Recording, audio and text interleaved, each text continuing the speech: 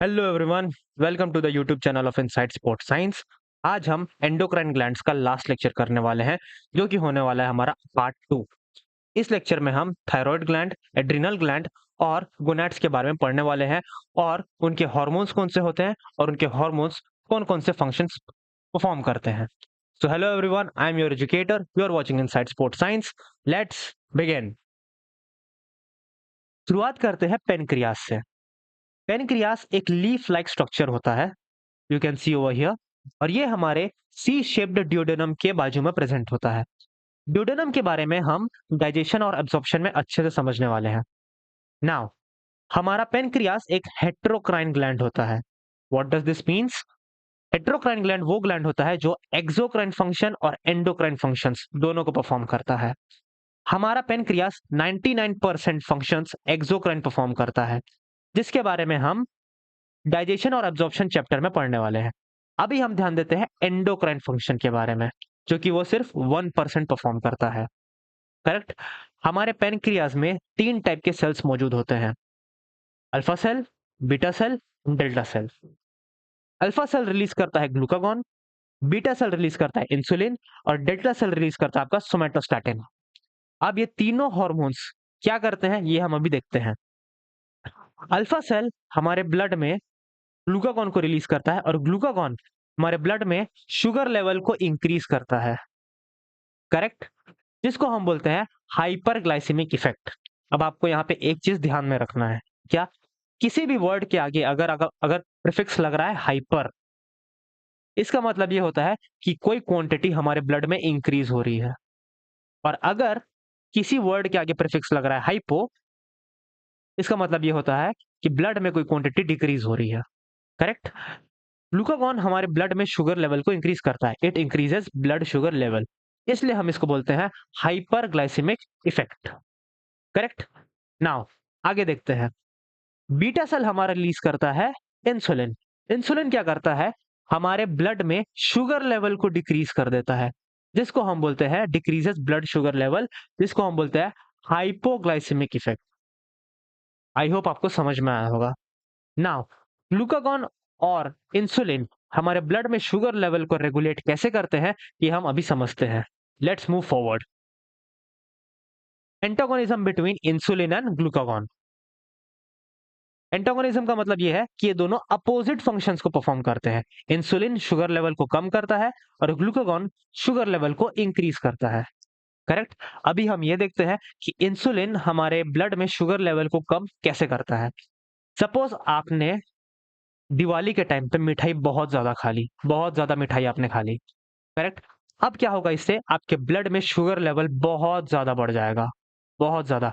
और ये जो इंक्रीज शुगर लेवल है, इसको आपको रेगुलेट करना जरूरी है, इसको कम करना जरूरी है। अगर ये ज्यादा हो गया तो बहुत प्रॉब्लम हो जाएगी।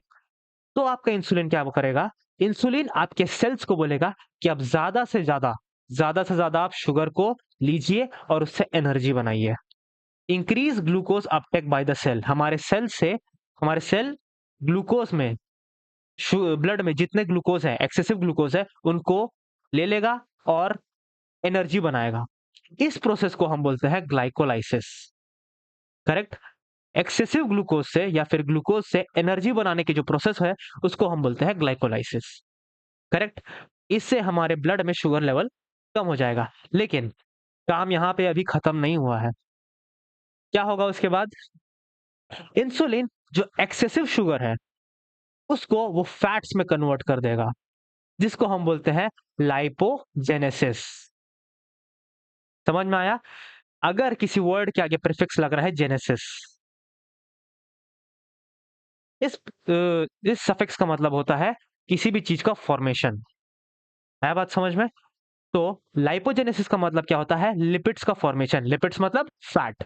आपने सुना होगा कि मिठाई ज्यादा नहीं खानी चाहिए, इससे क्या होता है? इससे वजन बढ़ जाता है। यह बात सही है। करेक्ट? अगर आपके ब्लड में शुगर लेवल इंक्रीज हो जाएगा तो इंसुलिन क्या करेगा? उसको फैट्स में कन्वर्ट कर देगा और उससे आपका वजन बहुत ज्यादा बढ़ जाता है। करेक्ट? इस प्रोसेस को हम बोलते हैं लाइपोजेनेसिस।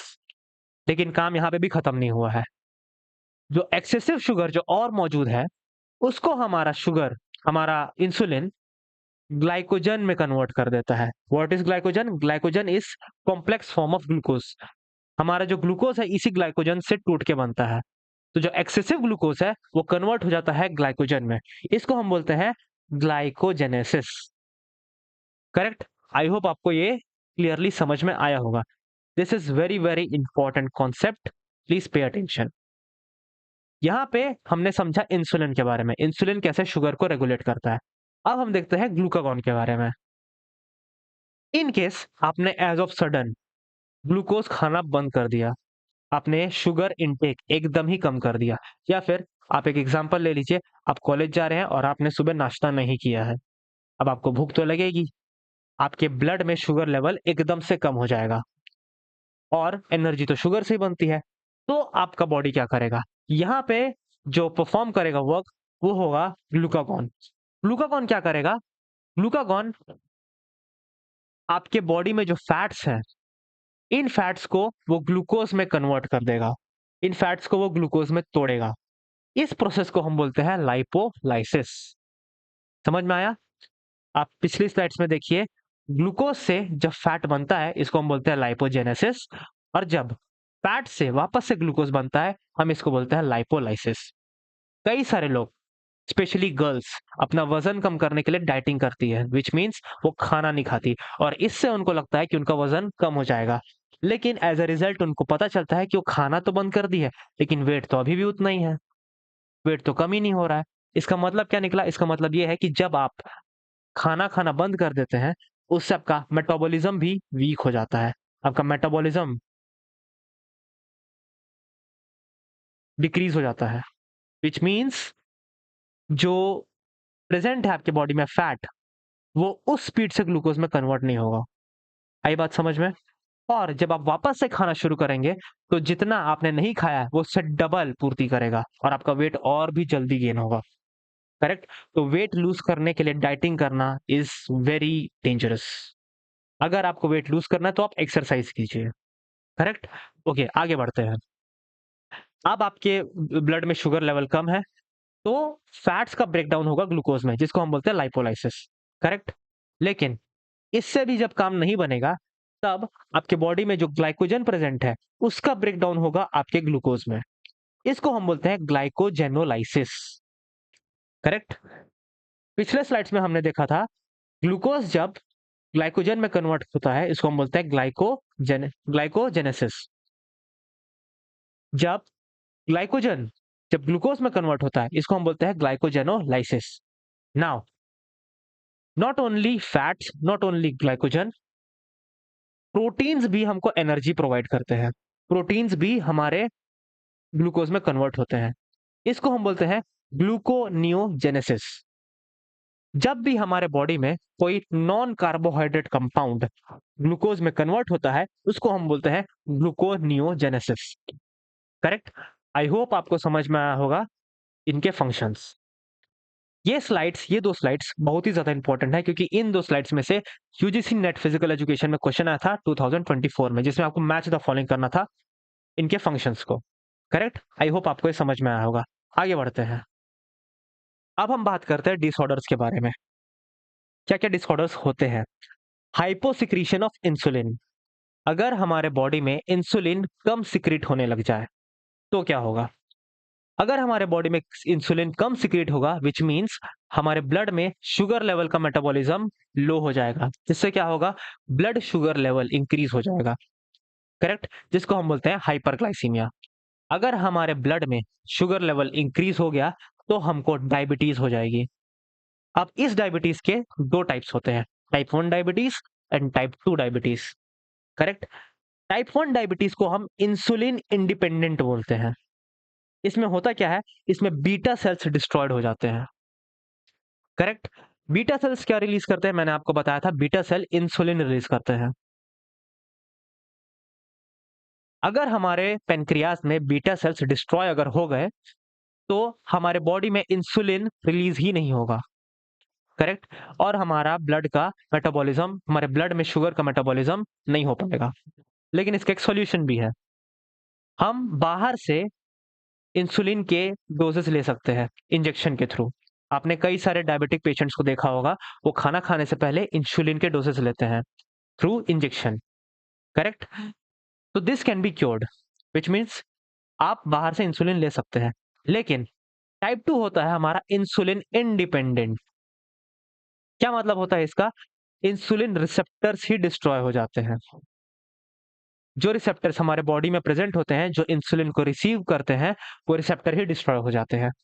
तो इसमें अगर आप बाहर से इंसुलिन लेते भी हैं, तो उससे कोई फ़र्क नहीं पड़ने वाला। And this is very rigorous condition, correct? And you might be knowing this, हमारा देश इंडिया भी वर्ल्ड में डायबिटिक कैपिटल है। सबसे ज़्यादा डायबिटीज़ पूरे वर्ल्ड में इंडिया के लोगों को है, and this is a very serious concern, correct? Now आगे बढ़ते हैं। अगर हमारे बॉडी में इंसुलिन का हाइपर सिक्रीशन होने लग जाए, हाइपर सिक्रीशन ऑफ इंसुलिन, उससे होगा क्या? हमारे ब्लड में शुगर लेवल बहुत कम हो जाएगा, क्योंकि शुगर की मेटाबॉलिज्म बढ़ जाएगी। तो शुगर लेवल कम होने से क्या होगा? इंसुलिन शॉक हो जाएगा। इसको हम बोलते हैं इंसुलिन शॉक। हमारे ब्रेन को भी शुगर की ज़रूरत पड़ती है, तभी उसको वहाँ से एनर्जी मिलती है। अगर शुगर लेवल बहुत ही ज़्यादा कम पड़ जाए, तो हमारा ब्रेन अनकॉन्शियस हो सकता है, आपको चक्कर आ सकता है, कोमा भी हो सकती है और डेथ भी हो सकता है। तो शुगर लेना भी बहुत ज़्यादा इम्पोर्टेंट होता है। अभी मार्केट में एक ट्रेंड चल रहा है कीटो डाइट का। क्या मतलब होता है इसका? कार्बोहाइड्रेट लेना ही नहीं है, सिर्फ़ और सिर्फ़ आपको प्रोटीन लेना है। बैलेंस्ड डाइट नाम की कोई चीज़ होती है। आपके खाने में, डाइट में बैलेंस होना ज़रूरी है। आपको प्रॉपर अमाउंट में कार्बोहाइड्रेट्स भी चाहिए, फैट्स भी चाहिए, विटामिन्स भी चाहिए और प्रोटीन भी चाहिए। लोगों को लगता है कि बॉडी बिल्डिंग सिर्फ़ प्रोटीन से होती है। नहीं, आपको प्रॉपर अमाउंट ऑफ कार्बोहाइड्रेट्स भी चाहिए। Keto diet I don't think so कि कीटो डाइट एक हेल्दी ऑप्शन है, करेक्ट? यहाँ पे आपका पैनक्रियास खत्म होता है। अभी हम आगे बढ़ते हैं थायरॉइड ग्लैंड पे, करेक्ट? थायरॉइड ग्लैंड हमारे गर्दन में मौजूद होता है। Largest endocrine gland, butterfly shaped, H shaped. ये एक एच शेप का होता है, आपको यहाँ पे नजर आ रहा होगा, this is H shaped gland, correct? Located around the trachea, this is your trachea, और ये आपके ट्रैकिया के अराउंड लोकेटेड होता है। ये है आपका वेंट्रल साइड और ये है आपका डोर्सल साइड। सामने से आपका जो थायरॉइड ग्लैंड है वो कुछ इस तरीके से नजर आता है, एंड पीछे से कुछ ये ऐसा नजर आता है, करेक्ट? चलिए आगे हम देखते हैं इसके हॉर्मोन्स के बारे में और इसके फंक्शंस के बारे में, करेक्ट? नाउ अब आपको एक और चीज ध्यान में रखने की जरूरत है। अगर आप हमारे थायराइड ग्लैंड को जूम इन करके देखें, तो अंदर से कुछ इस तरीके का नजर आता है। This are your thyroid cells. Let me draw it first,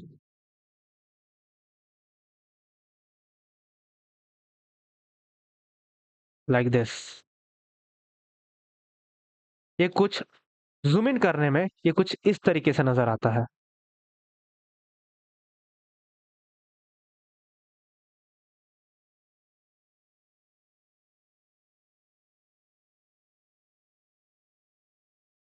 ये जो आपको सेल्स नजर आ रहे हैं, दिस सेल्स, इसको हम बोलते हैं follicular cells. Let me write it over here,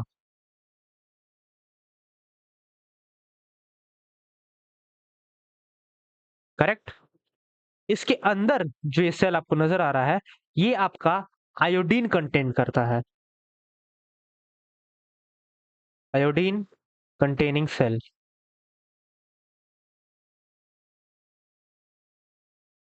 correct? और इस फॉलिकुलर सेल के अराउंड आपके पैरा फॉलिकुलर सेल्स मौजूद होते हैं। These are your para follicular cells. अब ये सेल्स करते क्या है, ये मैं आपको आने वाले स्लाइड्स में बताऊंगा। इस सेल्स के around this cells are present, इसको हम बोलते हैं para follicular cells, para follicular cells, correct? अब ये करते क्या है, हम ये देखते हैं। हमारा थायराइड ग्लैंड दो टाइप के हार्मोन्स को रिलीज करता है। पहला आता है आपका थायराइड हार्मोन और दूसरा आपका thyrocalcitonin hormone, correct? Thyroid hormone कौन रिलीज करता है? Follicular cells. This are your follicular cells. ये जो आपको नजर आ रहे हैं, this are your follicular cells, और ये रिलीज करते हैं आपके थायराइड हार्मोन को। Now the thing that you need to know, हमारा जो थायराइड हार्मोन है, ये it is just like the master hormone. क्यों मास्टर हार्मोन क्यों है? क्योंकि ये फिजिकल ग्रोथ को मॉनिटर करता है, mental growth, sexual growth, heart rate, breathing rate, energy production, very very important, energy production, blood pressure, heat production, metabolic rate, this is also very important. अगर आप सब याद नहीं रख पा रहे हैं तो आपको कम से कम इन चीजों को याद रखना जरूरी है। Let me tell you first, physical growth, this is very important, mental growth, sexual growth, energy production, heat production, metabolic rate, water salt balance और होम्योस्टैसिस। होम्योस्टैसिस का मतलब यह है कि नॉर्मल बॉडी कंडीशन, इसको हम बोलते हैं होम्योस्टैसिस। इन सारे चीजों को रेगुलेट करता है आपका थायराइड हार्मोन। अगर इसकी कमी हो जाए अगर आपके बॉडी में, तो होता क्या है, तो जो बेबी है वो वीक पैदा हो सकता है, वो फिजिकली, मेंटली, सेक्सुअली वो वीक हो सकता है। जैसे मैंने आपको बताया था, आपका पिट्यूटरी ग्लैंड ग्रोथ हार्मोन को रिलीज करता है। अगर वो कम सीक्रेट हो तो बेबी जो है वो डॉर्फ पैदा हो सकता है, वो डॉर्फ हो सकता है। लेकिन उससे होगा क्या, उसके इंटेलेक्चुअल ग्रोथ में कोई फर्क नहीं पड़ेगा। एक डॉर्फ इंसान can be as intellect as the another one. But अगर आपके बॉडी में थायराइड हार्मोन का हाइपोसिक्रीशन हो जाए तो उसका मेंटल ग्रोथ भी स्टंटेड रह सकता है, वो मेंटली भी वीक हो सकता है। आया बात समझ में? वो सेक्सुअली भी वीक हो सकता है। Correct? So this are the function of thyroid hormones. इसको रिलीज कौन करता है? Follicular cells. This are your follicular cells. Correct? Now जो दूसरा हार्मोन है जो हमारा थायराइड ग्लैंड रिलीज करता है, उसको हम बोलते हैं थायरोकैल्सिटोनिन। और ये प्रोड्यूस करता है आपका पैराफॉलिकुलर सेल्स। इसको हम शॉर्ट फॉर्म में टीसीटी भी बोलते हैं। इसको कौन रिलीज करता है?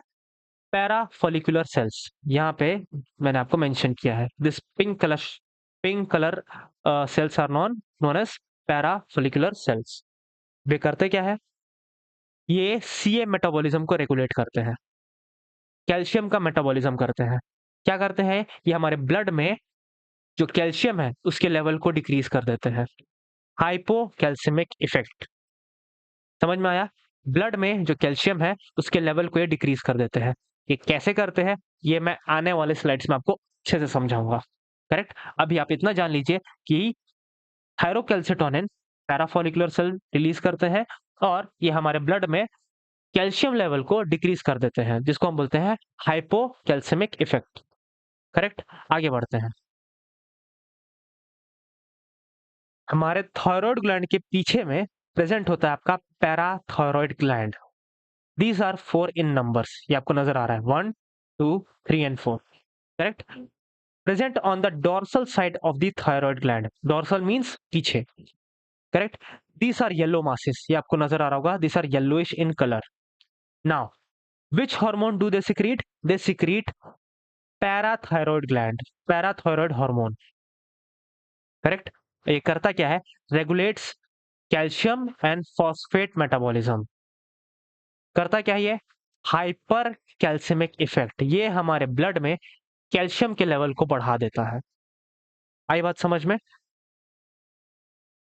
आपका थायरोकैल्सिटोनिन हमारे ब्लड में कैल्शियम के लेवल को डिक्रीज करता है और आपका पैराथायराइड हार्मोन आपके ब्लड में कैल्शियम के लेवल को इंक्रीज करता है।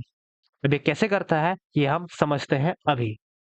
Antagonism between parathyroid hormone and thyrocalcitonin hormone, right? Antagonism between parathyroid hormone and thyrocalcitonin hormone. इसमें हम ये देखने वाले हैं कि ये दोनों हार्मोन्स वर्क कैसे करते हैं। करेक्ट? शुरुआत करते हैं थायरोकैल्सिटोनिन। क्या करता है थायरोकैल्सिटोनिन? ये हमारे ब्लड में कैल्शियम लेवल को डिक्रीज कर देता है। अभी डिक्रीज करता कैसे है हमको अभी ये जानना है। Let's say this is our bone, ये है आपका bone. Let me draw it more clear.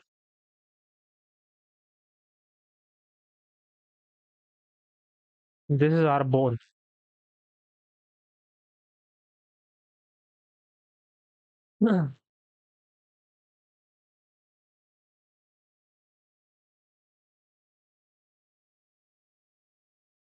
And let's say This is our blood vessel. This is blood vessel.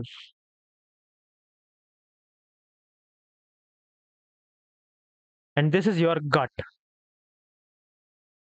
Gut means जहां से आपका food ट्रांसपोर्ट होता है उसको हम बोलते हैं gut. This is gut. This is blood vessel. And this is your bone. अब आपको पता है कि कैल्शियम हमारे बॉडी में कितना इंपॉर्टेंट रोल प्ले करता है। कैल्शियम हमारे बोन को स्ट्रॉन्ग करता है।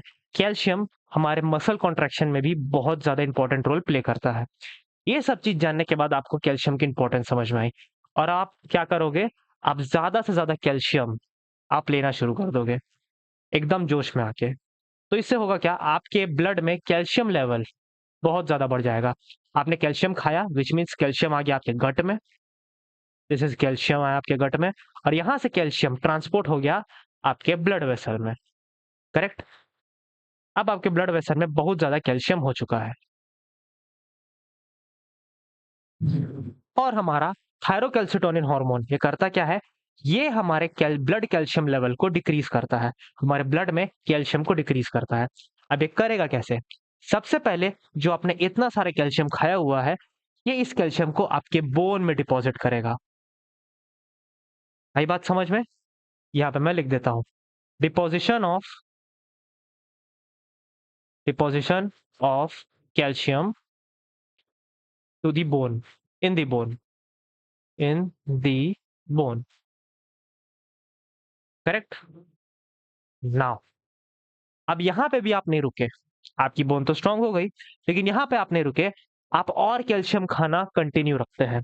तो इसके बाद क्या होगा, आपका जो थायरोकैल्सिटोनिन है, ये गट से ब्लड वेसल्स में जो कैल्शियम का एब्जॉर्प्शन है, ये इसको रोक देगा। क्यों? क्योंकि ब्लड में तो कैल्शियम का लेवल को डिक्रीज करना है, तो ये इस चीज को रोक देगा। हमारे गट से हमारे कैल्शियम का, हमारे गट में जो कैल्शियम है, इसका हमारे ब्लड में एब्जॉर्प्शन को ये रोक देगा। तो क्या करेगा? Decrease the calcium absorption, this is the arrow sign, decrease calcium absorption from gut. Now अब हमारे गट में तो कैल्शियम है और हमारे ब्लड में कैल्शियम का एब्जॉर्प्शन नहीं हो रहा है, लेकिन हम तो खा रहे हैं कैल्शियम, तो गट में तो कैल्शियम अभी भी मौजूद है ना। तो गट से हमारे कैल्शियम को कैसे कंट्रोल किया जाएगा? ये जो एक्सेसिव कैल्शियम जो हमारे गट में मौजूद है, उसको हम यूरिन के थ्रू हमारे बॉडी से बाहर कर देंगे। तो हमारा जो थर्ड स्टेप होगा वो ये होगा, increase of calcium removal through urine, through urine. I know handwriting उतनी अच्छे समझ में आ नहीं रही है, प्लीज आप मेरे वॉइसेस पर ध्यान रखिए, आप आराम से समझ जाएंगे, करेक्ट? ऐसे कुछ इस तरीके से हमारे ब्लड में कैल्शियम लेवल को डिक्रीज किया जाता है और ये करता कौन है? Thyrocalcitonin, correct? आई होप आपको ये समझ में आया होगा। अब हम ये देखते हैं कि पैराथायरॉयड हार्मोन हमारे ब्लड में कैल्शियम लेवल को बढ़ाता कैसे है, करेक्ट? उसको जानने से पहले आप प्लीज इसको नोट कर लीजिए क्योंकि मैं इसको अब रिमूव करने वाला हूं। अब हम बात करते हैं पैराथायरॉयड हार्मोन की। करता क्या है पैराथायरॉयड हार्मोन? हमारे ब्लड में कैल्शियम लेवल को ये बहुत ज्यादा बढ़ा देता है। अब ये बढ़ाता कैसे है, अभी हम देखते हैं, राइट? ओके। अब आपने जो जोश पहले दिखाया था कि आपको कैल्शियम खाना है, आपने बहुत ज्यादा कैल्शियम खाया, वो जोश आपका ठंडा हो गया। अब आप फिर से बैड ईटिंग हैबिट्स में वापस आ गए हैं। आपने कैल्शियम खाना बंद कर दिया। तब जब आपने कैल्शियम खाना बंद कर दिया है, तो ब्लड में तो एक नॉर्मल अमाउंट ऑफ कैल्शियम को मेंटेन करना जरूरी है। तो वो कैसे करेगा? तब हमारा काम करता है पैराथायरॉयड हार्मोन। वो करेगा क्या? आपके बोन में जो कैल्शियम डिपॉजिटेड है, वो उसको ब्लड में लेके आएगा। ये जो आपके बोन में जो कैल्शियम मौजूद है, ये इस कैल्शियम को आपके ब्लड में लेके आएगा। क्यों लेके आएगा? क्योंकि मसल कॉन्ट्रैक्शन के लिए भी तो कैल्शियम चाहिए। वो मिलेगा कहाँ से? वो बोन से मिलेगा। तो क्या होगा आपका first step? Demineralisation of bone, demineralisation,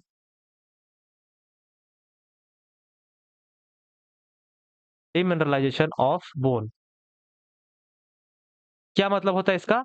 आपके बोन से कैल्शियम को ब्लड में लेके आना, जिससे आपके बोन वीक हो जाते हैं, वीक बोन्स। करेक्ट। नाउ इसके बाद क्या होता है, आपके जो गट में जो कैल्शियम प्रेजेंट होता है, जो कैल्शियम आपके गट गट में प्रेजेंट है, उस कैल्शियम को आपके बोन में लाया जाएगा, इस चीज को इंक्रीज कर दिया जाएगा, which means increase the absorption of calcium from the gut, increase absorption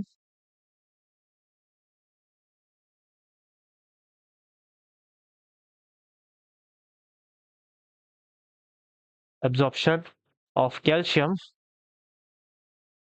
from gut। और जो यूरिन से जो कैल्शियम बाहर जाता है उसको भी डिक्रीज किया जाएगा, which means decreasing Ca2 plus removal from urine. Correct. I hope आपको समझ में आया होगा कि पैराथायराइड हार्मोन कैसे काम करता है। अब हम एक डेफिशिएंसी के बारे में जानते हैं, जिसको हम बोलते हैं पैराथायराइड टेटनी। क्या होता है इस डिसऑर्डर में?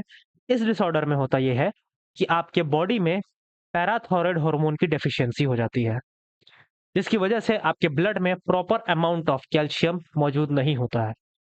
इससे होता यह है कि आपके मसल्स में प्रॉपर अमाउंट ऑफ कैल्शियम पहुंच नहीं पाता है और प्रॉपर कॉन्ट्रैक्शन नहीं हो पाता है। जैसा कि मैंने आपको बताया कि मस्कुलर कॉन्ट्रैक्शन में कैल्शियम एक बहुत इंपॉर्टेंट रोल प्ले करता है। इससे होता क्या है, एरिदमिक मस्कुलर कॉन्ट्रैक्शन। आपका मसल एक रिदम में कॉन्ट्रैक्ट नहीं करेगा, एक अरिदमिक कॉन्ट्रैक्शन होगा। ये क्यों होता है? डेफिशिएंसी ऑफ पैराथायराइड हार्मोन, जिससे आपके ब्लड में कैल्शियम की भी डेफिशिएंसी हो जाती है। करेक्ट। अब हम बात करते हैं एड्रिनल ग्लैंड के बारे में। This is how our adrenal gland looks like. एक और हम स्ट्रक्चर देखते हैं। एड्रिनल ग्लैंड हमारे किडनीज के ऊपर लोकेटेड होता है and this are triangular in shape. ये आपको नजर आ रहा है, this are triangular in shape. Correct. ये हमारे दोनों किडनीज के ऊपर एक एक लोकेटेड होता है, विच मीन्स हमारे बॉडी में दो एड्रिनल ग्लैंड्स मौजूद होते हैं।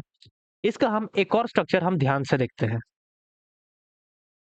Let suppose this is our adrenal gland, this is triangular in shape. ये आपका एड्रिनल ग्लैंड है। करेक्ट।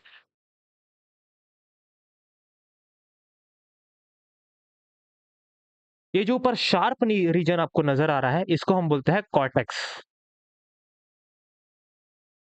और ये जो आपको अंदर वाला रीजन आपको नजर आ रहा है, इसको हम बोलते हैं मेड्यूला।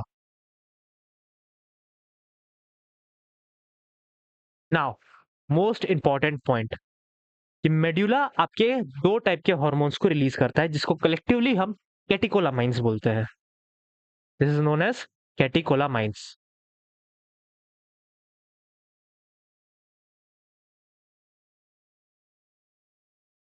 कैटिकोलामाइंस के अंदर आपके दो हार्मोन्स आते हैं। The first one is adrenaline hormone.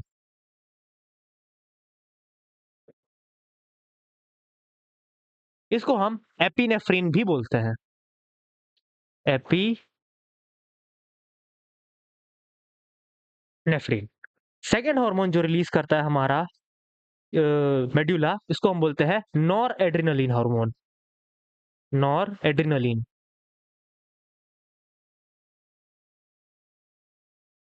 इसको हम नॉर एपिनेफ्रिन भी बोलते हैं, नॉर एपिनेफ्रिन।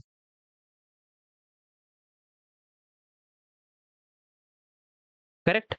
ये दोनों हार्मोन्स करते क्या है, ये आपके हार्ट रेट और ब्रीदिंग रेट, इन दोनों को इंक्रीज कर देते हैं। These hormones are also known as emergency hormones. Let me write it over here. Emergency hormones. ये तीन जगह आपके काम आते हैं, फाइट, फियर और फ्लाइट में। फाइट, फियर और फ्लाइट में क्या मतलब होता है? जब कभी भी ऐसी सिचुएशन आए जहां पे आपको लड़ाई करनी पड़ जाए, तो जाहिर सी बात है आपको लड़ाई करनी है, आपको पंचेस मारने हैं, आपको किक्स मारने हैं, तो आपका मस्कुलर एक्टिविटी बहुत ही ज्यादा बढ़ जाता है। इसके लिए आपको ऑक्सीजन की और ब्लड ट्रांसपोर्टेशन की बहुत ज़्यादा ज़रूरत पड़ती है। तो ये हार्मोन एड्रेनालिन और नॉर एड्रेनालिन ये करता क्या है, ये आपके हार्ट रेट और ब्रीथिंग रेट को बढ़ा देता है, जिससे जो ब्लड की जो डिमांड है वो फुलफिल हो जाती है। या फिर आपको डर लग रहा है, डर के टाइम भी आपको बहुत ज़्यादा एनर्जी की ज़रूरत पड़ती है, आपको भागना है, आपको कहीं छुपना है, आपका दिमाग डर के टाइम सही तरीके से काम करना चाहिए। इसलिए ये दोनों एड्रेनालिन और नॉर एड्रेनालिन, जिसको हम एपिनेफ्रिन और नॉर एपिनेफ्रिन भी बोलते हैं, ये आपका हार्ट रेट और ब्रीथिंग रेट बढ़ा देते हैं। और फ्लाइट यानी कि आपको भागना है, तो भी आपका यही दोनों हार्मोन्स काम करते हैं। इसको हम एक और तरीके से देख सकते हैं कि जब आप कोई भी कॉम्पिटिशन में पार्टिसिपेट करने जाते हैं, लेट्स से आप बास्केटबॉल प्लेयर हैं, आप फुटबॉल प्लेयर हैं, आप हॉकी प्लेयर हैं, मैच शुरू होने के जस्ट 5 मिनट पहले एकदम से आपका हार्ट रेट, ब्रीथिंग रेट बढ़ जाता है। वो क्यों होता है? क्यों? क्योंकि आपको पता है, आपके बॉडी को पता है, आपके माइंड को पता है कि आपको अभी खेलना है, एकदम हाई इंटेंसिटी के साथ। तो ये दोनों हार्मोन्स रिलीज़ होते हैं और आपका हार्ट रेट और ब्रीथिंग रेट बढ़ जाता है। Correct? So this were the hormones of medulla. Now आपका जो कॉर्टेक्स है वो अलग हार्मोन्स रिलीज़ करता है। अब बात ये है कि आपका जो कॉर्टेक्स है वो 3 हिस्सों में डिवाइड होता है। ये होता है आपका पहला हिस्सा, फिर आता है आपका दूसरा हिस्सा and this is your third हिस्सा। जो फर्स्ट हिस्सा है जिसको उसको हम बोलते हैं zona glomerulosa. This this outer region is known as zona glomerulosa. उसके बाद आता है आपका जो इनर रीजन जिसको हम बोलते हैं मिडिल रीजन, जिसको हम बोलते हैं ज़ोना फेसिकुलेटम। करेक्ट? और जो सबसे इनर रीजन है उसको हम बोलते हैं ज़ोना रेटिकुलरिस। करेक्ट? सबसे पहले हम ये देखते हैं कि ज़ोना ग्लोमेरुलोसा कौन से हार्मोन्स को रिलीज़ करता है। ये जो हार्मोन रिलीज़ करता है उसको बोलते हैं मिनरलोकॉर्टिकॉइड्स, जिसके अंदर आता है आपका एल्डोस्टेरॉन। करेक्ट? ये करता क्या है? ये आपका ब्लड प्रेशर को इंक्रीज़ करता है, सोडियम एब्ज़ॉर्प्शन को इंक्रीज़ करता है। सोडियम किस काम आता है हमारे बॉडी में? ये हम पढ़ेंगे आगे आने वाले लेक्चर्स में। सोडियम हमारे पोलराइज़ेशन ऑफ न्यूरॉन इसमें बहुत इंपॉर्टेंट रोल प्ले करता है। अब ये होता क्या है ये मैं आपको अच्छे से समझाऊँगा। अभी आप सिर्फ़ इतना समझिए कि एल्डोस्टेरॉन ये सोडियम के एब्ज़ॉर्प्शन का काम करता है। नाउ दूसरा जो काम करता है वो है H2O रीअब्ज़ॉर्प्शन, वाटर का रीअब्ज़ॉर्प्शन करता है आपका एल्डोस्टेरॉन। करेक्ट? नाउ अब हम आते हैं ज़ोना फेसिकुलेटा। ये जो हार्मोन रिलीज़ करता है इसको हम बोलते हैं ग्लूकोकॉर्टिकॉइड्स और इसको हम कोलेस्टेरॉल भी बोलते हैं। आपने सुना होगा कि जब कोई भी पेशेंट बीमार होता है, पेशेंट बीमार ही होता है, जो भी कोई भी ह्यूमन अगर बीमार है, तो डॉक्टर को आपने ये बोलते हुए सुना होगा कि उसका कोलेस्ट्रॉल बढ़ा हुआ है और कोलेस्ट्रॉल को आप हमेशा नेगेटिव तरीके से ही देखते हैं। करता क्या है ये? ये एक स्ट्रेस हार्मोन है कोलेस्ट्रॉल। कोलेस्ट्रॉल हमारे बॉडी में कम ही होना चाहिए, अगर कोलेस्ट्रॉल बढ़ गया तो बहुत बड़ी प्रॉब्लम है। क्या प्रॉब्लम है? अभी हम देखते हैं। इंक्रीज़ेज़ शुगर लेवल इन ब्लड। क्या होता है? जब आप स्ट्रेस में होते हैं, तब आपके बॉडी को बहुत ज़्यादा एनर्जी की ज़रूरत पड़ती है। तो बहुत ज़्यादा एनर्जी बनाएगा कैसे? जब आप स्ट्रेस में हैं तो ज़ाहिर-सी बात है आप खाना उतना नहीं खाएँगे। या फिर होता ये है कि आप स्ट्रेस में जब होते हैं तो आप खाना बहुत ज़्यादा खाना शुरू कर देते हैं। क्यों? क्योंकि स्ट्रेस में आपको बहुत ज़्यादा एनर्जी की ज़रूरत पड़ती है। तो उससे होगा क्या? आपके ब्लड में शुगर लेवल बहुत ज़्यादा बढ़ जाता है। Correct? Increases sugar level in blood. Another thing, fat production करता है आपका कोलेस्ट्रॉल। आपने सुना होगा कि जिसको भी ओबेसिटी की प्रॉब्लम होती है, उसके ब्लड में कोलेस्ट्रॉल लेवल बहुत हाई होता है। करता क्या है कोलेस्ट्रॉल लेवल? ये फैट प्रोडक्शन को बहुत ज़्यादा बढ़ा देता है। क्यों बढ़ाता है? जब भी आप स्ट्रेस में होते हैं, तो आपका बॉडी ये एज़्यूम करता है कि आपको और भी ज़्यादा एनर्जी की ज़रूरत पड़ सकती है। इसलिए वो एनर्जी रिज़र्व के तौर पे फैट को स्टोर करना शुरू करता है, जिससे आपके बॉडी में ओबेसिटी बढ़ जाती है। थर्ड पॉइंट, जब भी आप स्ट्रेस में होते हैं, तब आपका इम्यून सिस्टम वो डिक्रीज़ हो जाता है। आपकी इम्यूनिटी वीक पड़ जाती है। इसको हम बोलते हैं इम्यूनोसप्रेसेंट। क्या करता है कोलेस्ट्रॉल? ये आपकी इम्यूनिटी भी खत्म कर देता है। उसको हम बोलते हैं इम्यूनोसप्रेसेंट। तो आई होप आपको समझ में आ गया होगा कि कितना हार्मफुल हार्मोन है कोलेस्ट्रॉल। ये आपके बॉडी में कम ही रहना चाहिए। करेक्ट? नाउ अनदर थिंग, इसके बाद आता है आपका ज़ोना रेटिकुलरिस। क्या होता है? ये सेक्स कॉर्टिकॉइड्स होते हैं, which is testosterone like compound. ये बनता किससे है? ये बनता है आपका ये बनता है आपका स्टेरॉइड लाइक कंपाउंड से, स्टेरॉइड कंपाउंड। और आपका स्टेरॉइड कंपाउंड किससे बनता है? ये आपके फैट से बनता है। कई लोग ऐसा बोलते हैं कि आपको बिल्कुल भी ऑयली चीज़ नहीं खाना चाहिए, आपको तेल बिल्कुल भी स्किप कर देना चाहिए और फैट्स बिल्कुल भी कंज़्यूम नहीं करना चाहिए। मैंने आपको पिछले स्लाइड्स में बताया अच्छे से कि बैलेंस्ड डाइट होना बहुत ज़रूरी है। आपके बॉडी में फैट्स भी बहुत ज़्यादा इम्पोर्टेंट है। क्यों? क्योंकि फैट्स ही टेस्टोस्टेरोन बनाते हैं। आपके हार्मोन्स कौन बनाता है? फैट्स बनाते हैं। अगर आप फैट्स लेना बंद कर देंगे, तो आपके बॉडी में हार्मोनल इम्बैलेंस हो सकता है, क्योंकि फैट से ही स्टेरॉइड कंपाउंड बनते हैं और यही स्टेरॉइड लाइक कंपाउंड आपका टेस्टोस्टेरोन बनाता है। करेक्ट? तो कई सारे न्यूट्रिशनिस्ट यूट्यूब में ये समझाते हैं कि आपको बिल्कुल भी फैट्स नहीं लेना चाहिए, आपके खाने में बिल्कुल भी ऑयल नहीं होने चाहिए। आपके खाने में फैट्स बिल्कुल होने चाहिए, ऑयल्स बिल्कुल होने चाहिए। शर्त है कि वो नॉन सैचुरेटेड फैट्स होने चाहिए। सैचुरेटेड फैट्स वो नहीं होने चाहिए, नॉन सैचुरेटेड फैट्स होने चाहिए। Non saturated fats easily digest हो जाता है, करेक्ट? जिससे हार्मोन्स बनते हैं टेस्टोस्टेरोन, करेक्ट? आई होप आपको ये अच्छे से समझ में आया होगा। यहाँ पे आपका अभी हम एक और चीज़ समझते हैं, अगर आपके बॉडी में सेक्स कॉर्टिकॉइड्स अगर बढ़ जाते हैं, तो इससे होता क्या है? आपके जेनिटल्स इंक्रीज़ हो सकते हैं। जैसे कि बॉयज़ में एक ऑर्गन प्रेज़ेंट होता है पीनस, करेक्ट? अगर सेक्स कॉर्टिकॉइड्स इंक्रीज़ हो जाते हैं, तो इसका इनलार्जमेंट हो जाता है, ये बहुत ही ज़्यादा इनलार्ज हो जाते हैं। अगर गर्ल्स में सेक्स कॉर्टिकॉइड्स अगर इंक्रीज़ हो जाते हैं, which means these are testosterone like compound, तो उसमें मैनली कैरेक्टरिस्टिक्स आ जाती है गर्ल्स में, जिसकी वजह से उनका मेंस्ट्रुअल साइकिल डिस्टर्ब हो सकता है, फेशियल हेयर आ सकते हैं गर्ल्स में और मैनली कैरेक्टर उनके बॉडी में आ सकता है। करेक्ट? यहाँ पे आपका एड्रिनल ग्लैंड कंप्लीट होता है। आई होप आपको क्लियरली समझ में आया होगा। नाउ अब आपका आता है आपका last gland that is gonads.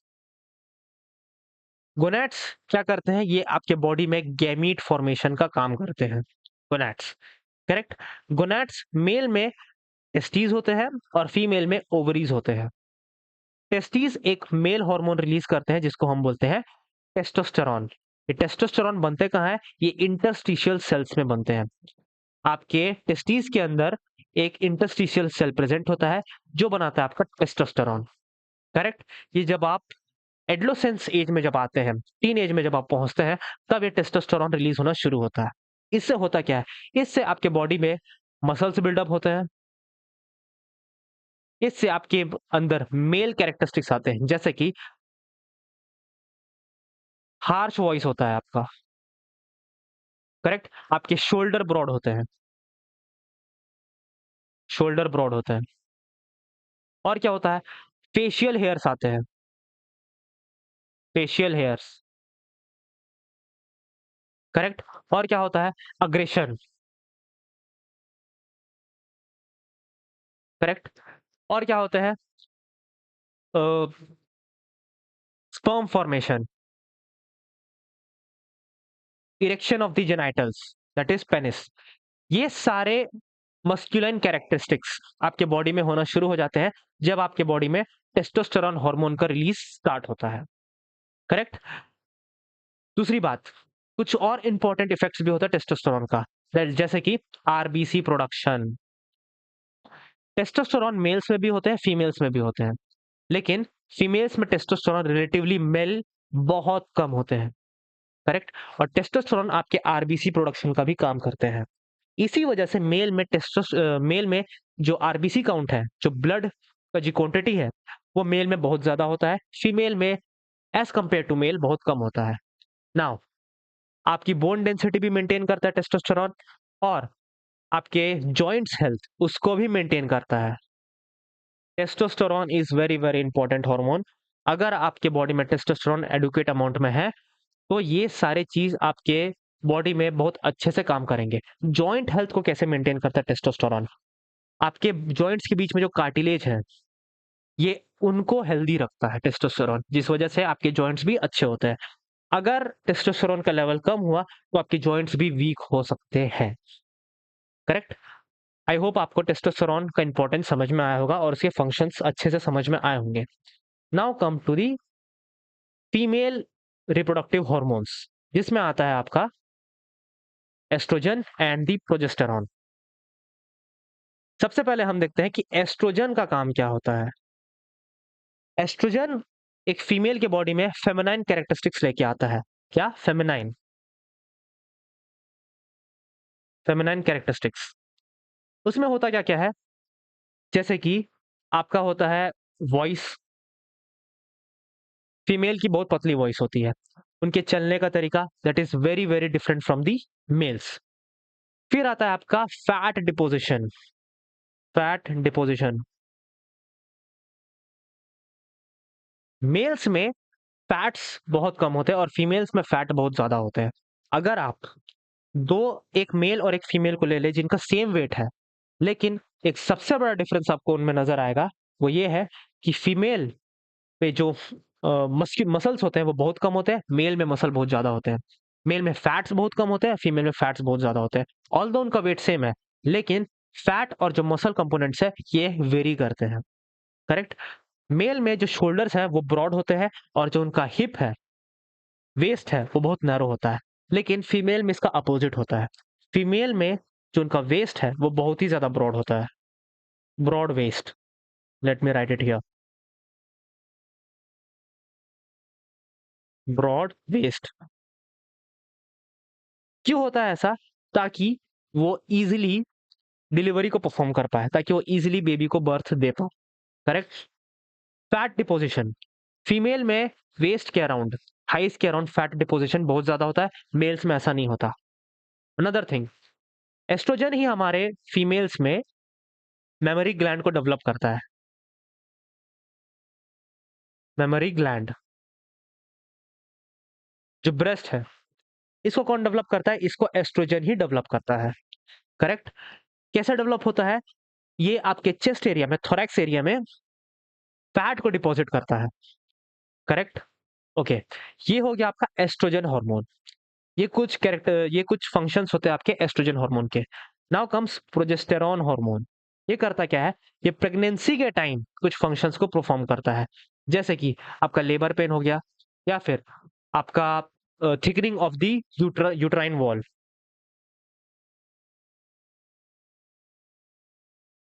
Thickening, just a second,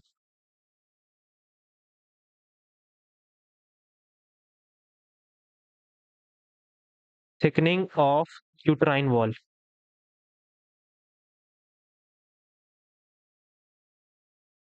correct? ये फंक्शन होता है आपका प्रोजेस्टेरॉन हार्मोन से। ओके, आई होप आपको गोनैड्स अच्छे से समझ में आया होगा, जिसमें हमने पढ़ा है अभी। मेल में आपके प्रेजेंट होते हैं टेस्टिस, फीमेल में होते हैं ओवरीज। टेस्टिस प्रोड्यूस करते हैं टेस्टोस्टेरॉन और ओवरीज प्रोड्यूस करती है एस्ट्रोजन और प्रोजेस्टेरॉन हार्मोन। नाउ जो एस्ट्रोजन हार्मोन है उसको रिलीज करता है ओवरियन फॉलिक्यूल। करेक्ट? और प्रोजेस्टेरॉन हार्मोन को रिलीज करता है corpus lactam. Correct? I hope आपको समझ में आएगा गोनैड्स। यहाँ पे आपका एंडोक्राइन सिस्टम खत्म होता है। आई होप आपको सारे कॉन्सेप्ट अच्छे से समझ में आए होंगे। I hope you are understanding all the concepts. If you have any doubt, then please let me know in the comment section. I will try my best to solve your doubts. If you find this video very useful, then please like, share, comment and subscribe to the channel. See you in the next video. Till then, goodbye.